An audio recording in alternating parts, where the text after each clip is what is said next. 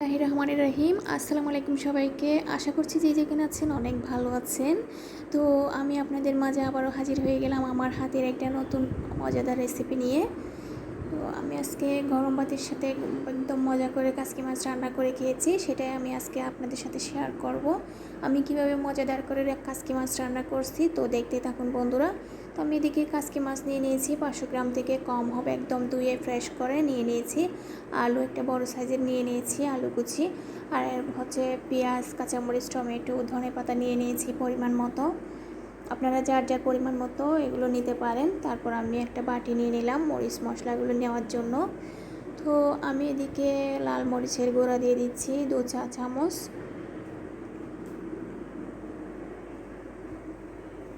তো 1 চা চামচ ধনিয়া গুঁড়া দিয়ে দিলাম, আর হলুদ 1 চা চামচ, আর হচ্ছে স্বাদ মতো লবণ। তারপর আমি রান্নায় চলে যাব, চুলায় হাঁড়ি বসালাম। তো পরিমাণ মতো তেল দিয়ে দিচ্ছি, আর পেঁয়াজ কুচিগুলো দিয়ে দিব যখন তেল গরম হয়ে আসবে। তো পেঁয়াজগুলো একটু নেড়ে ছেড়ে হালকা নরম করে নিচ্ছি। তারপর আমি যে মশলাগুলো আগে থেকে নিয়ে রাখছিলাম সেগুলো দিয়ে দিব, একটু ভালো করে নেড়ে ছেড়ে দেব এই মশলাগুলোকে।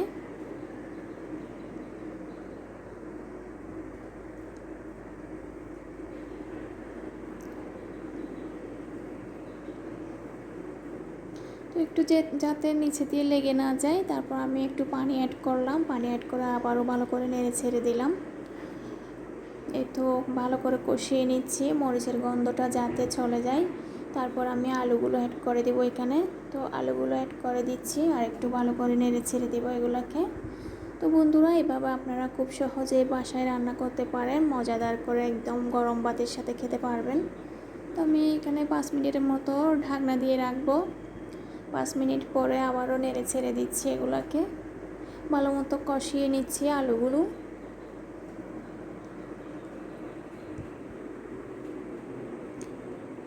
তো এইভাবে আলুগুলো আমি মাঝে মাঝে নেড়ে ছেড়ে দিব। তারপর ভালো করে কষানো হলে আমি কাসকি মাছগুলো দিয়ে দিচ্ছি এখানে। আবারও সব কিছু ভালো করে নেড়ে ছেড়ে দিচ্ছি।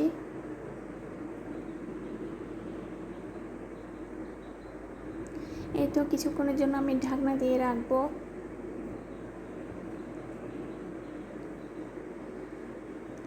তারপর 5-10 মিনিট পরে আমি ঢাকনা উল্টাইয়ে দেখতেছি প্রায় হয়ে এসেছে। একটু নেড়ে ছেড়ে দিব, হাঁড়িটা ধরে একটু নেড়ে ছেড়ে দিচ্ছি। চামচ দিয়ে নাড়াচাড়া করলে একটু ভেঙে যাবে তাই।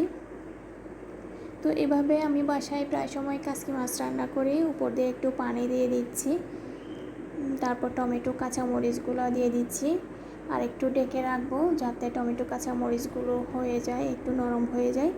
তারপর আমি ধনেপাতা দিয়ে দিব। এই তো আমার কাসকি মাছগুলো পরিবেশনের জন্য রেডি। এখন আমি গরম ভাতের সাথে এটা পরিবেশন করব। বন্ধুরা, আপনাদের যদি ভালো লেগে থাকে আমার মাদার্স কুকিংয়ের সাথে থাকবেন, আর লাইক কমেন্ট করে, আর পারলে শেয়ার দিয়ে পাশে থাকবেন। তো আজকে এই পর্যন্ত, কেমন লেগেছে অবশ্যই আপনারা কমেন্টসের মাধ্যমে বলবেন।